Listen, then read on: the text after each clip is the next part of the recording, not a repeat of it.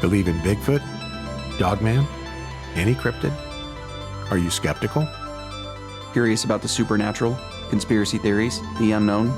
Then come join us as we explore facts, tall tales, and encounters on Creatures and Curiosities.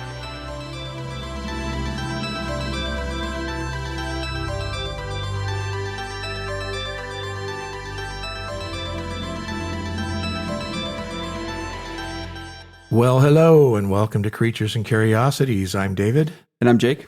And as promised in the last episode, we are moving on with part 2 of the 2 creepy gals from Japan. Yeah, creepy is an understatement. Creepy is an understatement. Yeah. So if you guys did listen to the last episode, it was on Teke Onna, who is considered an Onryō, which is this vengeful, horrifying spirit that has suffered some type of traumatic death. Right. Whether it involved jealousy, war, catastrophes, betrayals, murder, suicide, they come back as this spiritual entity that sports their wounds. So however they died, you get to still see it. So if they had their arms cut off and bled to death, then their spirit comes back with no arms. Yeah, dripping blood. Dripping blood, and they're horrifying. In the Japanese culture, the Onryō, when it comes back, is coming back generally for one purpose, and that's vengeance. Yeah. And in their belief, the Onryō is not just a ghost like in Western culture belief where somebody dies and they don't get to pass along, they have to roam the earth and look for whatever, right? I mean, there's so many different variations of stories of that they're either here for vengeance or they're here to comfort or they're here for looking for something. They're like a lost soul. The three-legged woman was Yeah. looking for her daughter still with the appendage hanging off that of her. horrifying. That was Yeah. a terrifying one, too. I still think about that. Yeah. My leg slapping up against the window as she's Just running next to mangled you. and rotten. And Disgusting. But in our culture, ghosts generally can't hurt you. Right.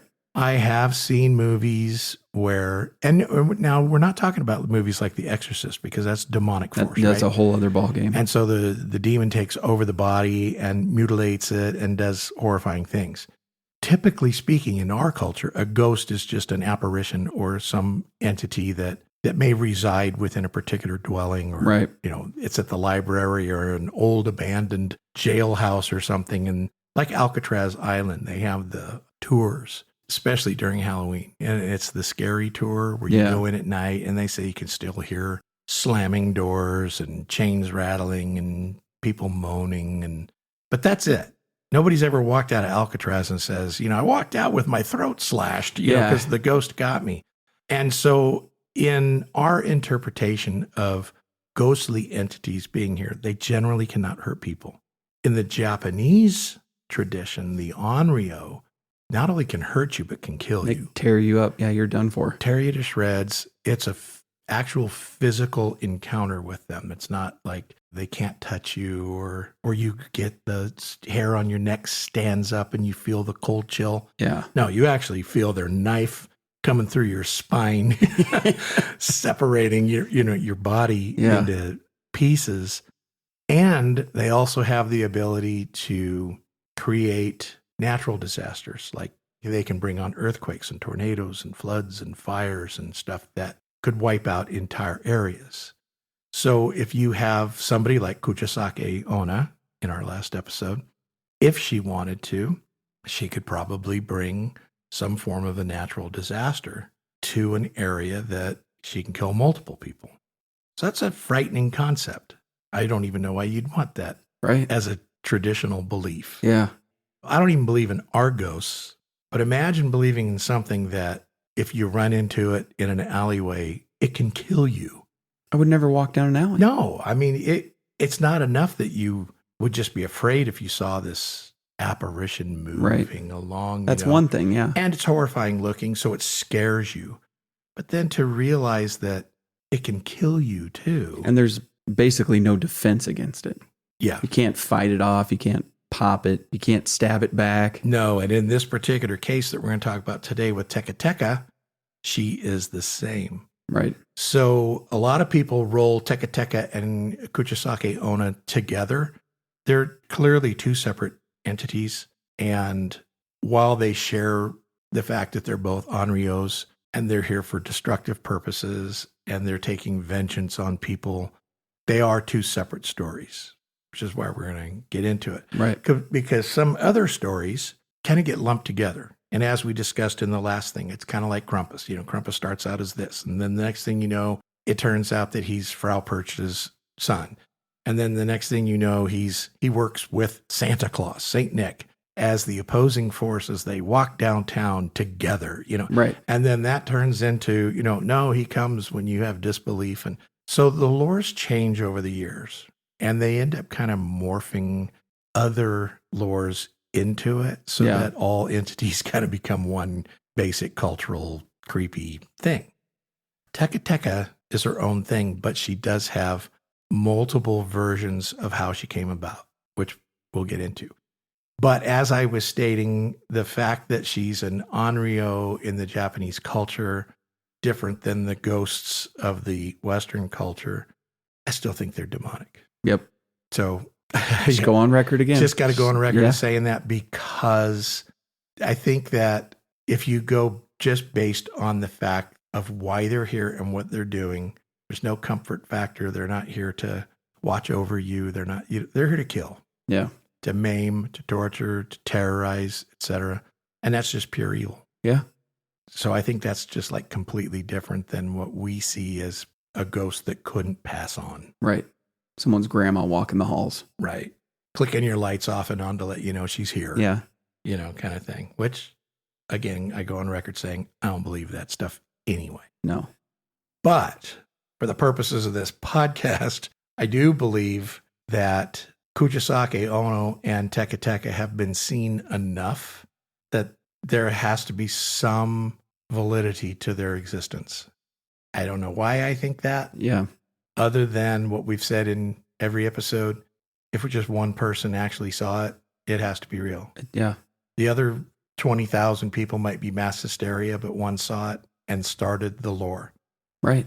Or the lore could be completely made up like a campfire story, and it was made to scare children into obedience or something. Right. And no one's ever seen it. And the mass hysteria had no validity to it whatsoever, other than people's minds got away with them. But as disturbing as it is, it's more fun to think that there's a slit-mouthed 6'8" woman in an alleyway with scissors ready to kill you. And that's what I'm going with. Which might keep you out of alleyways in Japan at night. Or it might lead you down them. Or it might lead you down them to see if it's real. Yeah. And if it is, if you live, are screwed. Let us know. Yeah. You won't, but let us know. So let's get into Miss Teke Teke. Yeah. We'll start off, as we always do, with a description of her so that you'll know if you encounter something like this, that what you actually have in front of you. Teke Teke is depicted as either a woman or a young schoolgirl. There's been both encounters where people say, oh no, she's clearly like 30 years old. And other people are like, no, she looked like she is 12 to 14. So whichever one you want to believe, nonetheless, it's generally a female with long black hair that covers her face. Very similar to Kuchisake Onna. Right. And like we said in that episode, the ring is what comes to mind. She crawls out of that well, that pale skin, grayish. Body twitching all weird. Body twitching, the hair hanging over her face where you can't really see anything. And so it immediately, the depiction of this girl is immediately frightening. Oh, yeah. It hasn't even started yet. Her eyes are said to be filled with malice and hatred, instilling fear and terror in those who lay eyes on her. Her hands, over time, had actually become claws. Now, some will tell you, no, she has hands with long fingernails. The real lore of all of this is that she now has claws, and they're like weapon-like claws. So I kind of picture like a dog man's hand. Yeah. The long fingers with the nails that are like kitchen knives. Kitchen knives, basically a Wolverine kind of a thing, you Right. know. The reason that she developed these claws is because her fingernails had been so worn down from dragging herself around, and they became painful to her. I can just picture, you ever watch things like, oh, what was the name of that movie with Kevin Bacon where the young girl had been raped and murdered in the house? Something of Echoes? Stir of Echoes? Stir of Echoes. Yeah. You remember the scene where she's being pulled and she tries to grab the floor, but her fingernails break off at the quick, you know, and it's like horrifying. Right. Well, that's what happens to this girl, basically. So she's dragging herself, but when she's on roadways and stuff, her fingernails are like splitting and cracking and breaking out, and her little hands are all bloody, her fingers and whatnot. And so the lore goes to say that she prayed for relief for her hands and was granted a set of claws in order to get around. Now you got to ask, who's she praying to? Right. She ain't praying to God. No. We're back into the demonic realm. Right. She was asking for things that I don't believe God would bestow upon you. Yeah, I don't think that's happening. Especially since, you know, she's an Onryō. Right. Demon, essentially. Yeah, who is clearly out for vengeance. But anyway, the lore goes that she prays for relief from the pain in her hands and all the broken nails. And so she's given this massive set of claws. Well, now these claws allow her to move quickly because she can grip the ground really good and pull herself along at kind of an alarming rate. Now, here's the grossness of it all. She only has an upper torso. She has no legs whatsoever.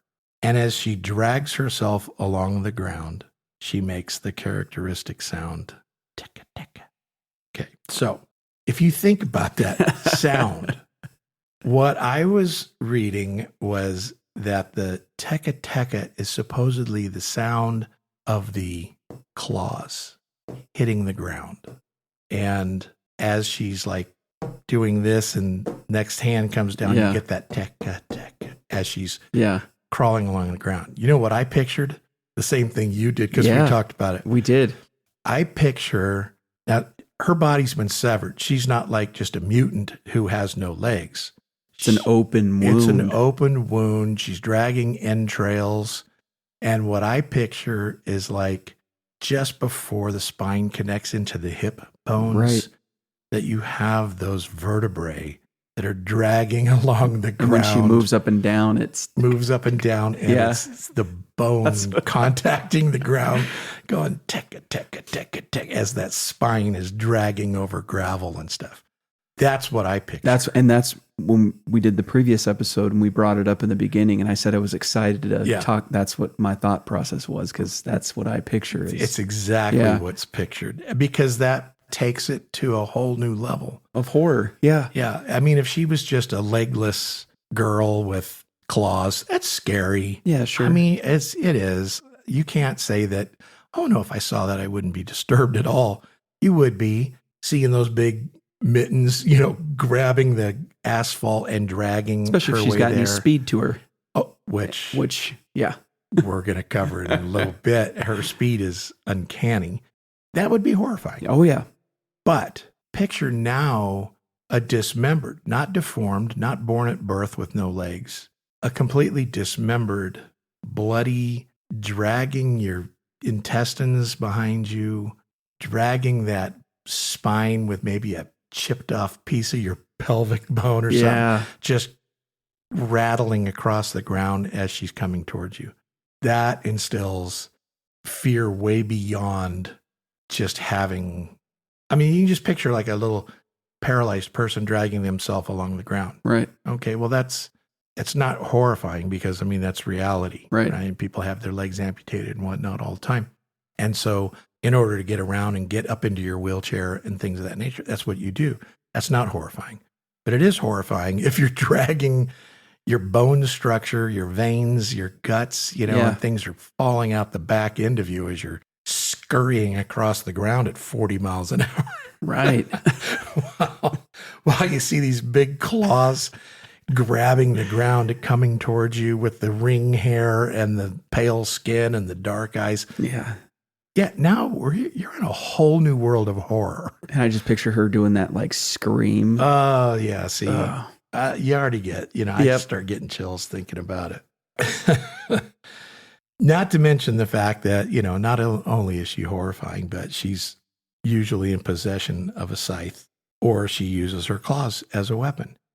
And so I know a lot of people probably don't know what a scythe is. We talked about it in the Kuchisake Onna, that she carried a knife, scissors, or a scythe as well. And I didn't even think to explain it to anybody who doesn't know. I'm sure if anybody listened and they want to know what it is, they looked it up already. But a scythe is just basically a sickle. Right. Normally it's used to like cut grass or wheat or, whatever. And you can kind of picture the long pole with the... Yeah, like what death is. Yeah, they show death carrying. Yeah, exactly. So you got the big curved blade and the long pole so that you can reach out and cut things. That's what she has with her as she's dragging along the ground. Now, in some other versions of it, those big claws that she has are like Edward Scissorhands kind of claws. So she can literally cut your body in half with just her hands.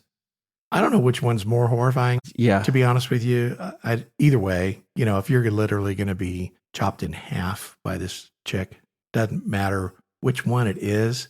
But for some reason, in my mind, dragging that big scythe or sickle, however you want to call it, right, along the ground with her, knowing that she's coming towards you with that thing, to literally cut your body in half so that you can look like her.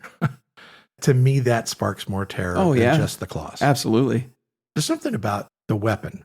It's like rotten people in the world that love to instill fear in people, whether it's a rapist or a murderer or whatever. I think the major fear starts off with the unknown, like these poor people that are, kidnapped by some serial killer or whatnot. Yeah. But then when you see the weaponry that's coming out that he's going to use against you, that just brings on a whole new fear, right? Right. And that's why they do that in those movies, he's slowly picking up the things and examining them on like the little medical tray as he puts them back. Right. And the person's freaking out. Rightfully so. And you would. Yep. So when I think about real life stuff and the horror that brings to somebody, imagine this. This girl who should be dead, who's dragging her entrails behind her, crawling along at alarming rates with claws digging into the ground, dragging that sickle next to her body as she's coming up on you. And you know what your fate is. Yep. You already know she's going to use it against you, or why would she have it? And so to me, that just rains terror. Oh, yeah. More so than Kuchisake Ono. Agreed. Yeah. Because even though you're going to die with her too, you don't see it coming. No, it's out of nowhere. It's out of nowhere. It's, am I beautiful? Do you think I'm beautiful now? As she reveals her grossly disfigured face. And you say, oh my God, no. And so, you're stabbed 5,000 times in the blink of an eye with a pair of medical shears. That's different. It's still horrifying. Still horrifying. And deadly.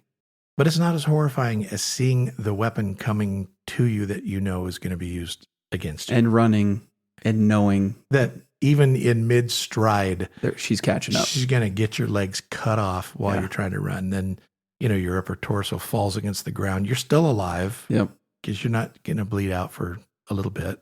So now you're dragging yourself along the ground. And, in some lores, I saw that in some lores, if she kills you, you can become a Teke Teke yourself. Others say, nah, you bleed out and die, and that's the end of it. Some people like to say that because she's lopped you off at the waist, you've just become her. And as you die, there's nothing to prevent you coming back as an Onryō. You suffered that traumatic at the hands of her, and now you can come back for vengeance. And so now you got multiple Teke Tekes out there dragging themselves around in Japan, which is a reason not to go to Japan. Yeah, pretty much, unfortunately. Between Kuchisake Onna and Teke Teke running around. And those are just two of a multiple lores of these different Onryōs. Which upsets me because I'd love to go get some traditional ramen. Oh, well, and Grace actually had a trip planned to go to Japan and it didn't work out. So she's going to Europe instead. But That's what she was looking forward to, is Yeah. real sushi. The food scene there is amazing. Yeah. But you know what? If you get a nice sushi dinner and, get your little fill of sake and whatnot, and then you're heading down the alley to go back to your hotel and you run across one of these, it's not worth going to Japan. It's not worth it. And of course, I'm being silly. Right. Of course, it's worth going to Japan. But the bottom line here is, just like Kuchisake Onna, Teke Teke is this Onryō seeking vengeance on people. And even though she has no legs, she does have the ability to drag herself along the ground at a very fast pace, and it is impossible to escape her. I know that it is later in our investigative work on the Teke Teke, but I'm just going to say it now. She's been known to run cars down upwards to 95 miles an hour. That's horrifying. So can you imagine somebody dragging themselves along the ground with only half their body at 95 miles an hour? And I just imagine that her spine clicking the ground at that speed, and then the scythe hitting the ground and sparking off. So you just see sparks shooting as you're jamming. Yeah, she wouldn't be Teke Teke. She'd be Teke Teke Teke. Yeah, But anyway, the point behind all of that in the description is that she is horrifying, and you're not getting away from her. No, you're toast. 95 miles an hour. Come on, we can't even run. I couldn't run 20 miles an hour. Right. Fastest guys run, 25, 27 at a dead sprint. And those are like world-class, top of the line athletes. And, grizzlies run 30, 35, cheetahs 70. She's faster than a cheetah. Yeah. So it's like, come on, man. Unbelievable. So there's no escaping Teke Teke if you come across her. You're just totally screwed. So the location, where is it that you're going to meet Teke Teke? And the basic answer to that is obviously Japan. Right. But she primarily haunts railway infrastructures in major Japanese cities like Tokyo, Osaka, Hokkaido. She normally appears in train stations, subway platforms, railway tunnels during late night hours, instilling fear in the commuters.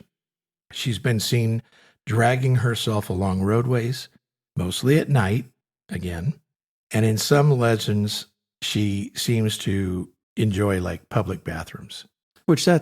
Imagine that speed in that confined space. You couldn't even make it to the door. No, you're just totally screwed. Yeah. I picture just like they are in the movies all the time, like at a train station where, that you got the flickering fluorescent light in the bathroom. Yeah. The walls are always like green or dark colored. You're in your stall and you hear the coming through the door. Yeah. Like, what is that? What is that? You open up the door and there she is? No. Or you just look down and you see a set of claws. Oh, yeah, coming under the door. With a spine bouncing up and down. Well, at least you're sitting on the toilet, because I guarantee you I'd poop myself if I saw that. So I guess you're in the appropriate place. But, she seems to like going into bathrooms. Yeah. And I tried looking that up, and there's not a whole lot on why her preference is a toilet in a public bathroom. I kind of don't know the draw to that, unless it's that, people are contained there. She doesn't even have to chase them. Yeah, it's easy. Yeah. So could be. I don't know. I don't know the real reason. If somebody knows, let us know. The legend itself doesn't name any specific locations in Japan, which kind of suggests that there's this broader presence than the entire Japanese environment. She could be literally anywhere. Now, in the popularity phase, we always talk about the movies and the different things that they have on whatever we're talking about. And there's a couple of movies that were made.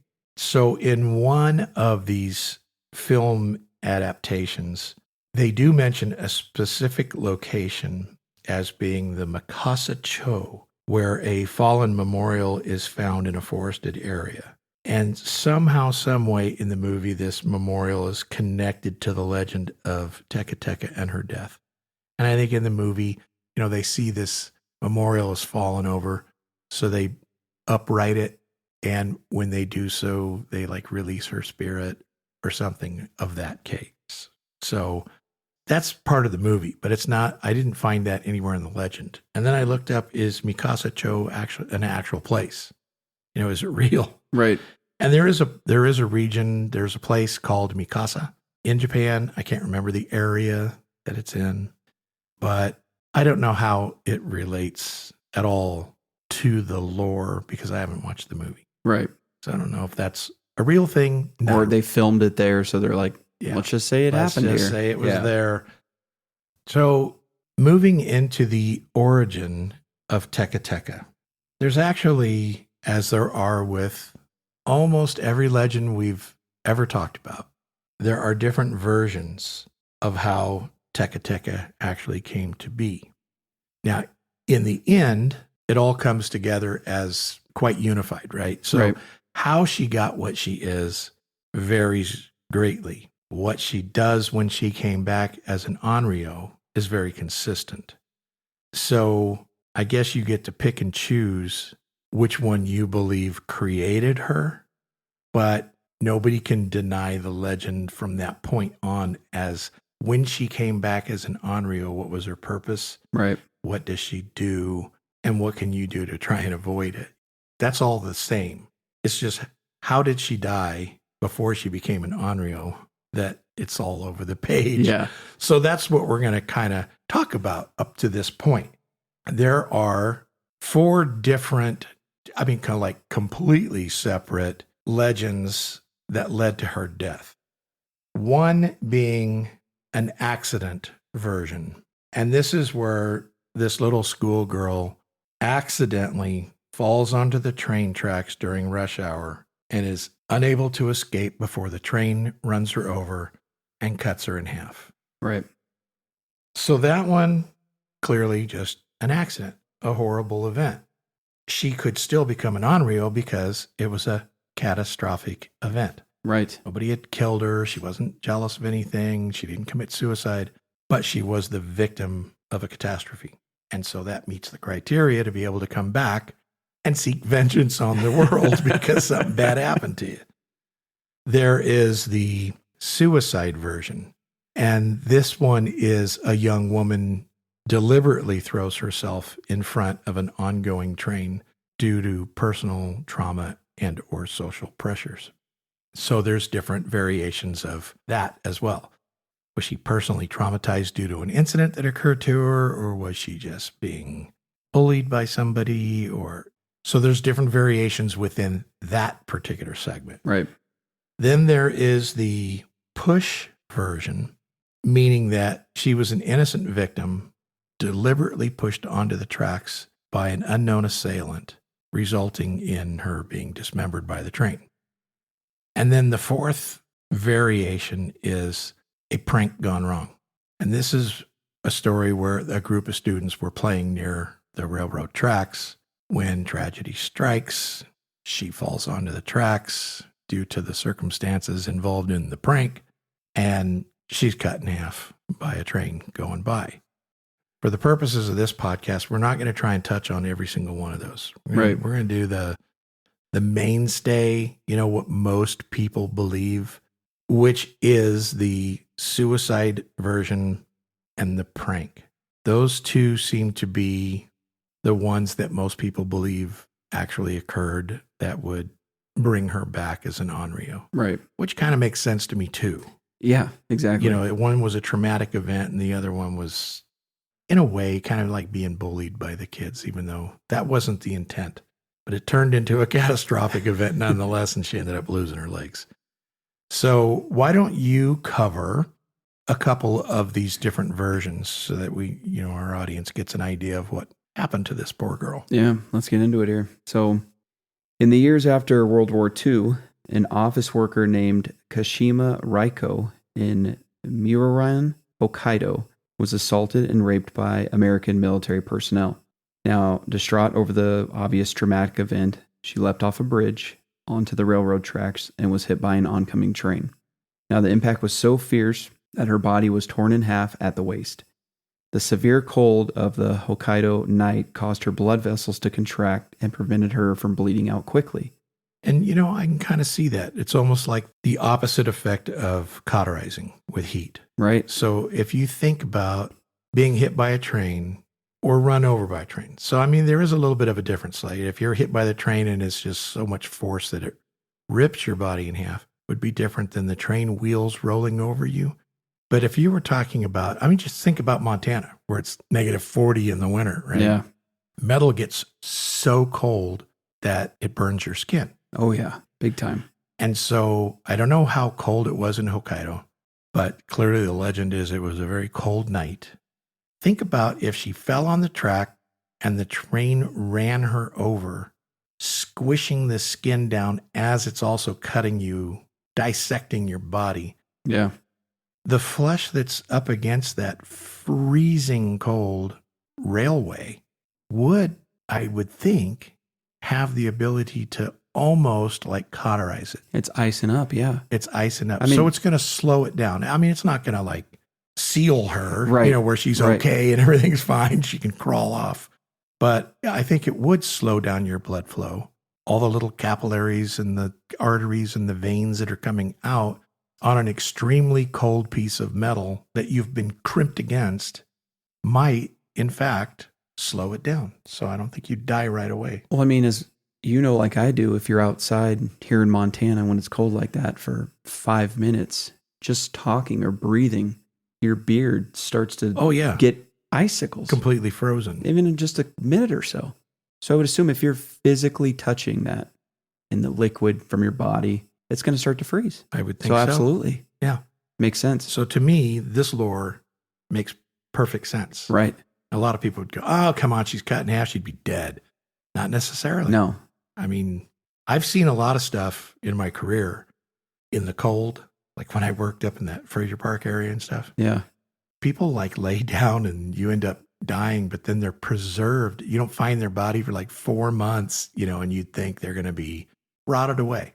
Right. Like what heat does. People skin blisters and you end up falling apart and deteriorating. But the cold keeps you intact. Right. And I just believe that this is exactly what would happen. Exactly. It would semi-cauterize that wound enough that it would slow down blood flow. You wouldn't live. She's not going to live through slow it down. But it's going to slow it down, which is what they're saying happened here. So she obviously was squirming and wriggling around for help for several minutes, but no one came to her aid. So she crawled all the way to the train station where she was finally seen by an attendant. But instead of trying to help her, the station attendant just covered her with a plastic tarp, and then she died a slow, agonizing death. Yeah, the whole process there is disgusting. Right.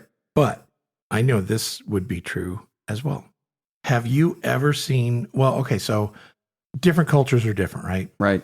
Life means nothing in some countries and it's everything in others. Correct. And I know 100%, and no, I'm not trying to down any particular place, but I watched a video that was filmed from the street cameras in China where the little 4-year-old girl got hit by a car and was laying in the street. People walked over her. Yep. Stepped over her. You showed me that. Yeah. No one helped her. Yeah. And it was real. It's not in the days of AI. This was years ago.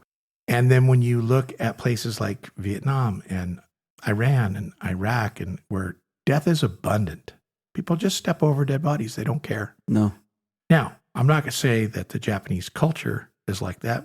It kind of seems like they're always willing to help and that they're very decent people. Right. But I can see somebody being so traumatized by the sight of a body cut in half that you don't want to get involved. So just cover it up and walk away and act like you didn't see it. Yeah. And as disgusting as that is, I could see that actually happening in real life. Unfortunately, yeah. Yeah. So, yeah, she lays there, cut in half, dies this slow, agonizing death, and no one cared. Nope. So I'd come back as an Onryō too. Yeah. Oh, yeah. Oh, yeah. Terrorizing everybody at that point. Yeah. So according to legend, 3 days after hearing this story, you will see a ghost of this woman. She will try to catch you, and escape is impossible, even in a car, because she can crawl at speeds of up to 95 miles an hour, like you said earlier, which again, that's horrifying. Yeah, it's horrifying if she can run as fast, and I'm not a fast person, but as fast as I could now, let alone being faster than a vehicle. And you know what I kind of picture? And I don't know why, but I just kind of picture her almost being crab-like, the big claws, Yeah. as she's coming towards you and scurrying along the ground. It would be like a giant crab is after you. I don't know. The whole thing freaks me out just thinking about if that was real. Yeah. I can't even imagine. No. Because you would think this, I'm in my car. I'll just drive away. Yeah. Nope. Yeah. And then you hear it grab onto the back bumper of your car as the claws are digging into the metal up over the top of the roof. Oh, Lord. So some say that she is searching for her legs, while others say that she is angry at humanity for not helping her when she was dying, which both make sense. Appropriate. And that she is simply out to slaughter as many people as she can. And when she catches you, she may use either of her claws or a scythe to cut your legs off. Yeah. Again, I picture, you're running from her, and next thing you know, your torso falls to the ground and your legs are behind you. Yeah. And then your top half just tumbles. Yeah. Tumbling along the ground as you're spewing your intestines and everything out onto the roadway. Horrifying. It's horrifying. It's horrifying. And then, she's just grinning from ear to ear that she got you. Yeah. So now you get to live a life like her. Yeah. And come back and torture somebody else. Yeah. Well, you know what? If she did it to me, I'd probably come back and just make her my girlfline. Yeah. Might as well. At that point, what are you supposed to do? Yeah, exactly. I don't want to be alone for eternity. Just hang out with Teke Teke, and you can call me, I don't know, what do you call me? Trying to think of another sound that I would make while I'm dragging along the ground. Click, and Teke Teke. Yeah, click, and Teke Teke. I like it. So this is where, I don't know how, but this is kind of even more sick in my mind. So in this lore, she may ask you, quote, "Do you need your legs?" End quote. So can you imagine her slicing you off and then going, "Hey, do you need those? You need those?" And you must reply, "I need them right now." Then she will ask you, "Who told you my story?" You must reply, "Kashima Raiko." Ka as in mask, she as in death, ma as in demon, rai as in ghost, and ko as in accident. If you answer her riddles without mistake, she may just let you live. May is the key word. Is the key. So try to remember all that if you can. Maybe write it down. Yeah, write it down. Put it on a little note card. Stick it in your wallet. I don't know if she'll let you. You think she'll let you review notes? Like, hey, give me a second. Let me thumb through my wallet. Nope, sorry, that's a gift card. Let me keep going. So others believe that you may survive the encounter when she asks if you know where her legs are by replying that they are on the Meishin Expressway. And if she asks you who told you that, you respond with the phrase Kamen Shinin Ma, or Mask Death Demon. So again, you have to remember these stories. But you also see that the Masked Death Demon is the one that knows where her legs are. Right. Why would a demon know that? Because they know all. Because they know everything, and she's one of them. Yeah. That's what it is. I don't care how you slice this. These things are demonic entities. It has to be. They have to be. So the Kashima Raiko story actually predates the legend of Teke Teke, but over the years, they have become somewhat synonymous. Which that just follows most lores, right? Right. So Kashima Raiko being, raped and traumatized by this American military guy, commits suicide, comes back, probably doesn't have a whole lot to do with the modern day Teke Teke. So the next stories that you're going into might actually be more of the modern day one. Right. But you can clearly see, because they run together. The fact is, you got a girl on a train track who has her legs cut off and she seeks vengeance. Yeah. And so even though World War II, we're talking about like 1945. Well, it says years after World War II. So anytime after 1945, I don't know. It wasn't specific as to when the Kashima Raiko incident occurred, but the other ones are much later in time. So somewhere along the line, they either got mixed or they are in fact the same incident, and Kashima could actually be Teke Teke. Right. That's really hard to say. Yeah. Split these things out. But the next legend is... There's a young schoolgirl named Chizo who was being bullied by other students during their walk home from school.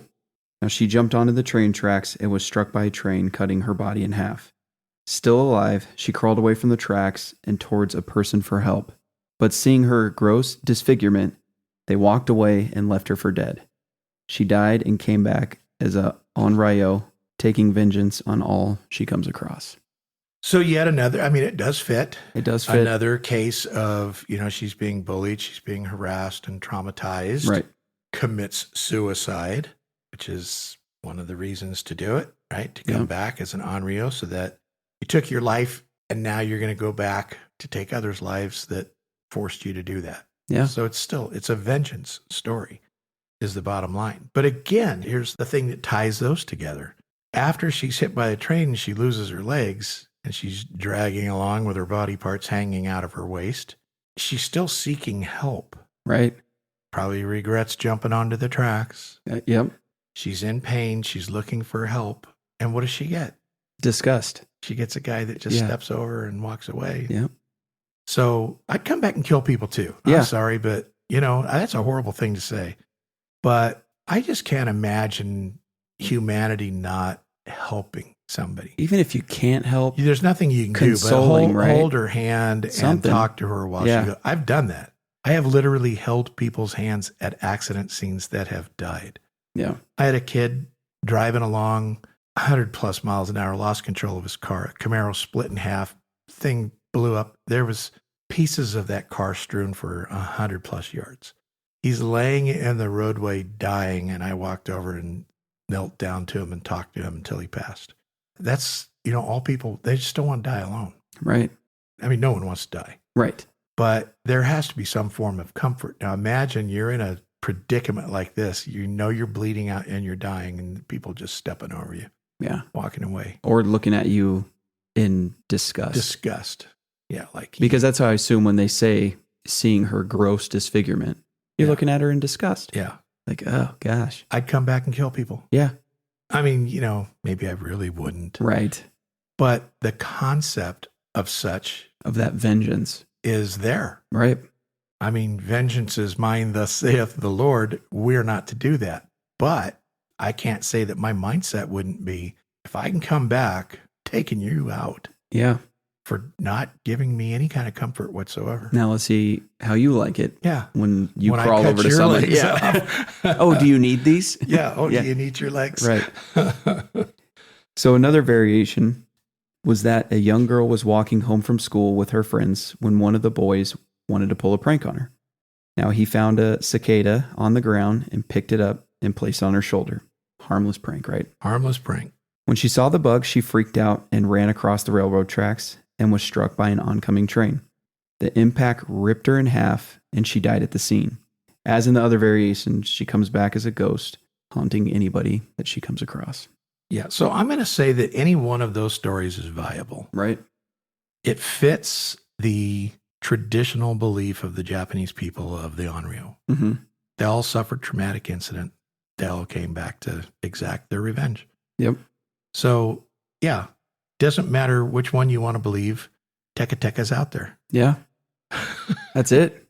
Crawling along the ground looking to take somebody's legs. And she's going to get you. She's going to get you. That's right. So moving into sightings and or encounters with her, there's not a lot. Right. Okay. So, and my assumption is if you saw her, you're probably dead and you can't tell the story. I don't know how many cases of bodies they have found in Japan missing their legs, but if there are any, it's Teke Teke. It's got to be. She did it. Even if it's a railroad incident. Yeah, it doesn't matter. She pushed them. She did it. Yep. Yeah. So there aren't any dates, times, names, places that have enough specific information that you can say something actually did or did not occur.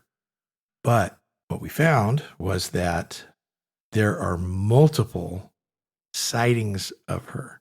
And you see, when I think about the difference between a sighting and an encounter, one is you're walking down the alleyway, right? And here she comes around the corner and approaches you.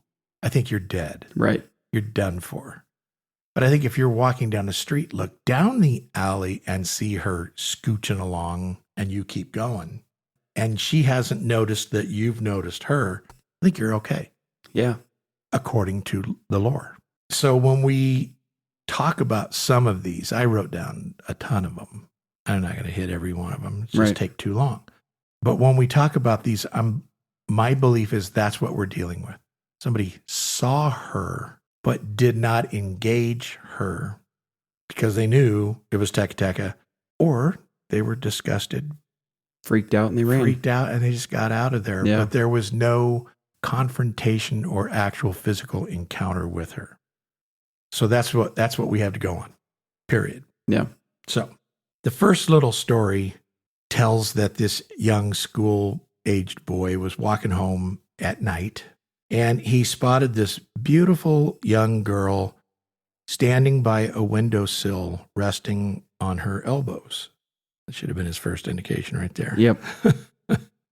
They smiled at each other for a moment, and then the boy wondered, hey, what's this girl doing in an all-boys school?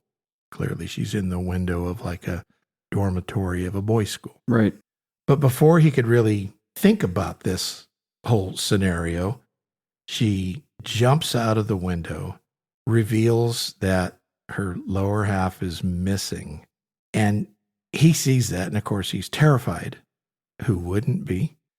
He stands there frozen on the sidewalk, and before he can even think to turn and run, she's on him. And she runs up to him with that scythe and takes his legs off. Yep.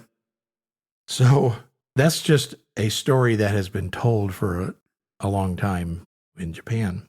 There's no evidence, there's no name, there's no indication that this ever occurred, but that's one of the little stories out there that have frightened people to the extent that they don't want to be out. Right. It's the same thing as the Kuchisake Onna. Yeah. People are terrified that this may in fact be real, so they choose not to be out walking around at night alone. If you think about Tokyo, that's a bustling town, right? Right. People are out till all hours of the morning eating street foods, and there's crowds and stuff. But to go by yourself down some dark alley, I don't think people do that much there, because I think the fear looms that Kuchisake Onna or Teke Teke is out there. Right. So it obviously instilled enough fear that the lore has stayed to present day. There's still people talking about it. And still terrified of it. Still terrified of it.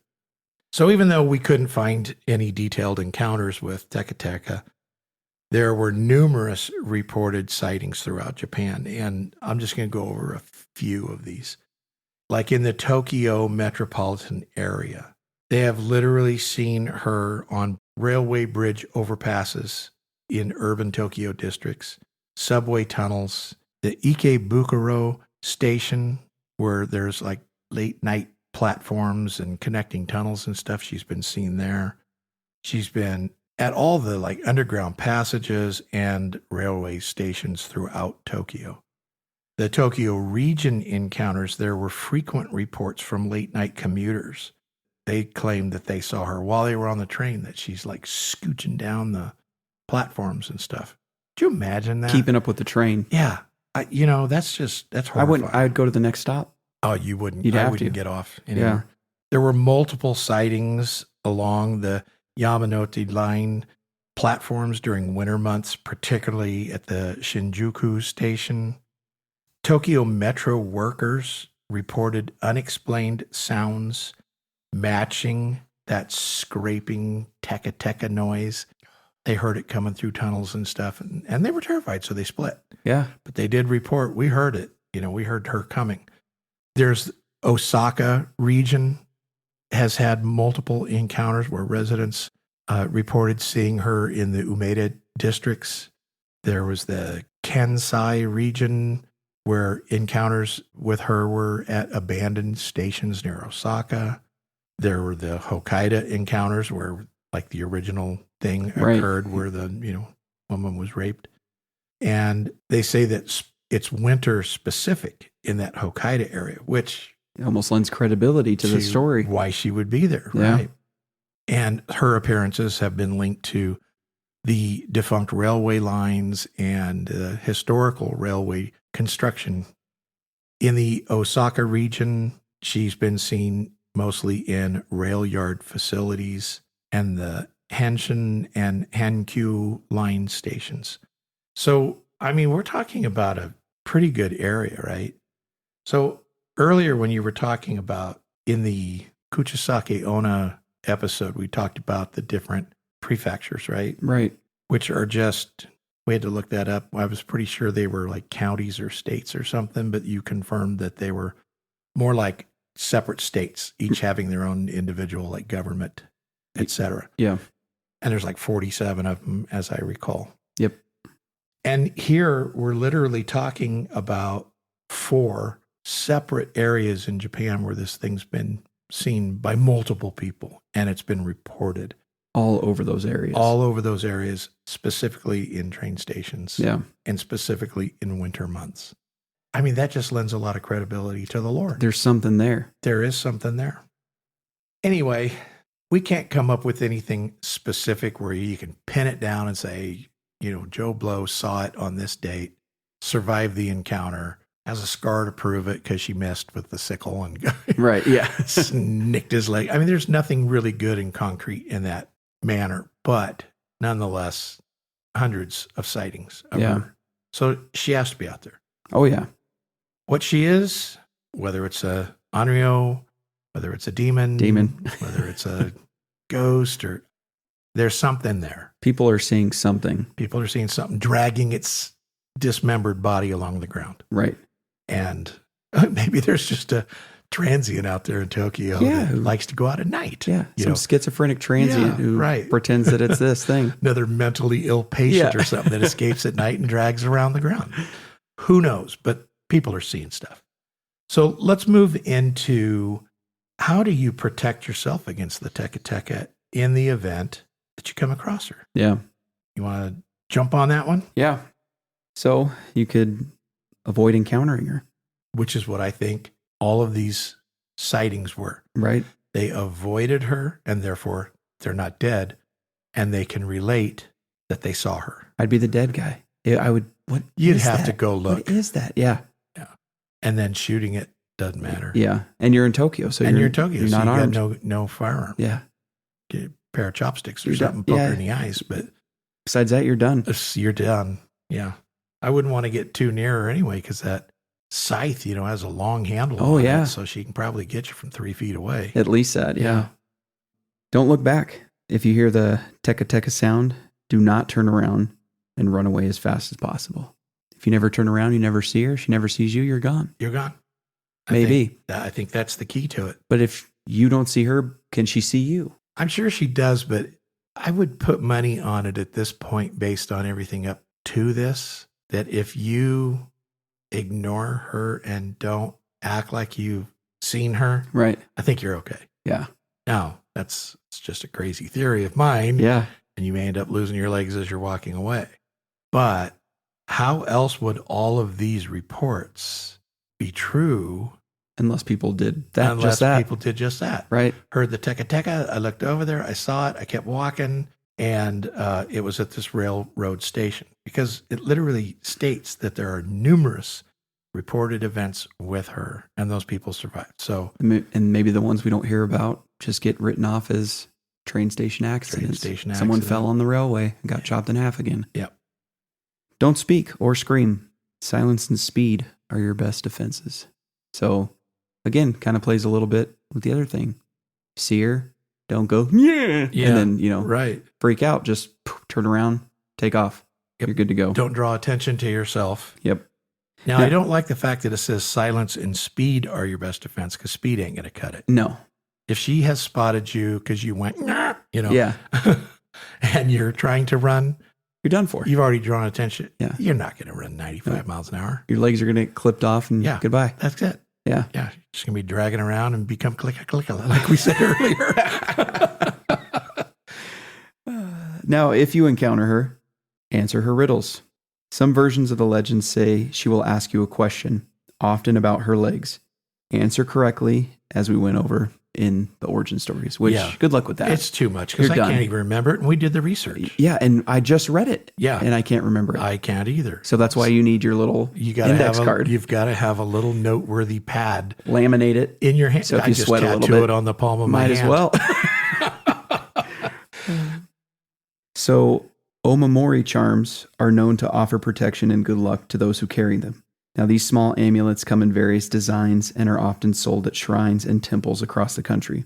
It is believed that carrying an omamori charm can bring good fortune and happiness and ward off evil spirits. In particular, these charms are believed to offer protection from Teke Teke. Now, I'll be offensive to the culture. Charms don't do anything. No. I don't care what anybody says. No. Charms, crystals, sage, tarot cards. It's not helping you.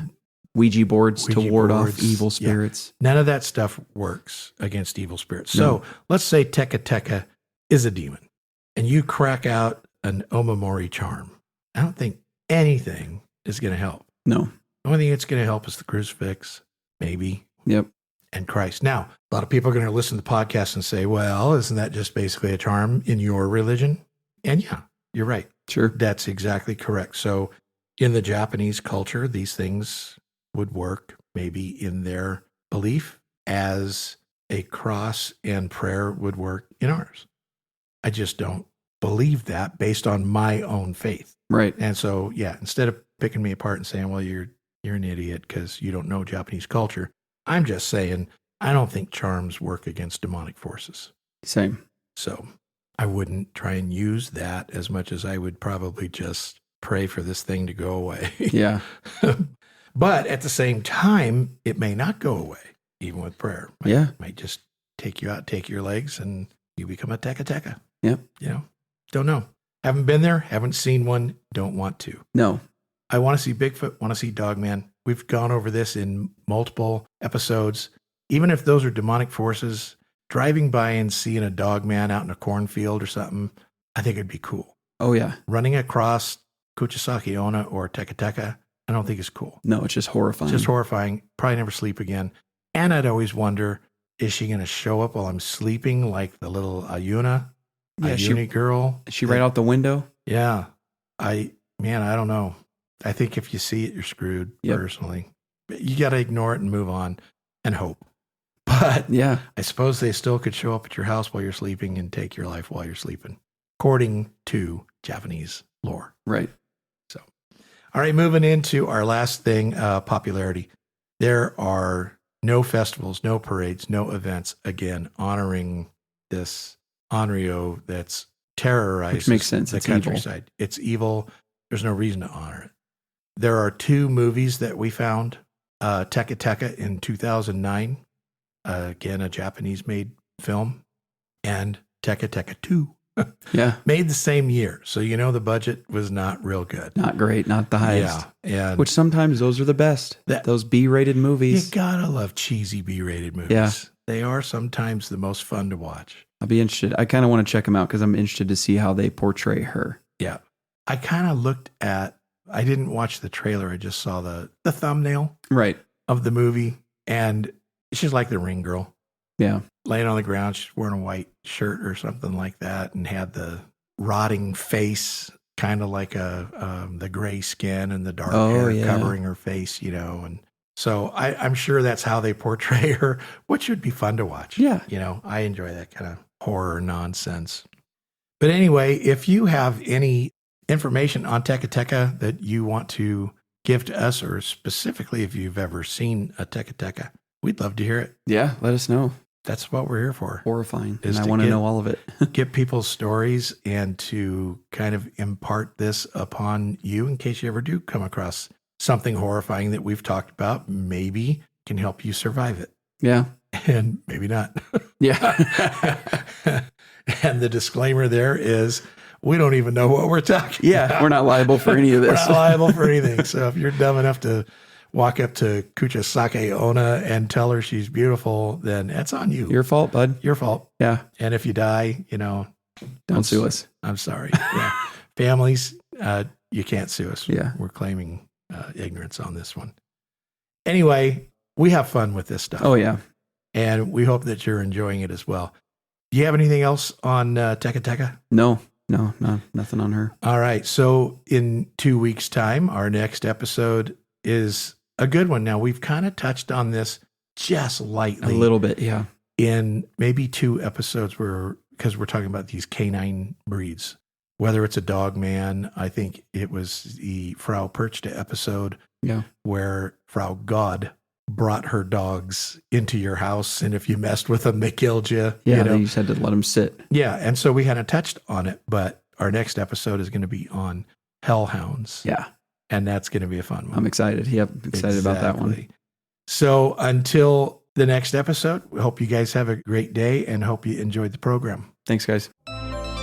Thanks for joining us today. If you enjoyed the show and you want to help us out, then go ahead and give us a follow, leave us a review, and don't forget to turn on the automatic download button so you don't miss any upcoming episodes.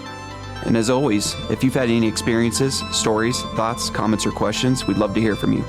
Send us an email to cryptidfanatic@gmail.com. Let us know if you'd like to be on the show or just have your story featured during one of our episodes.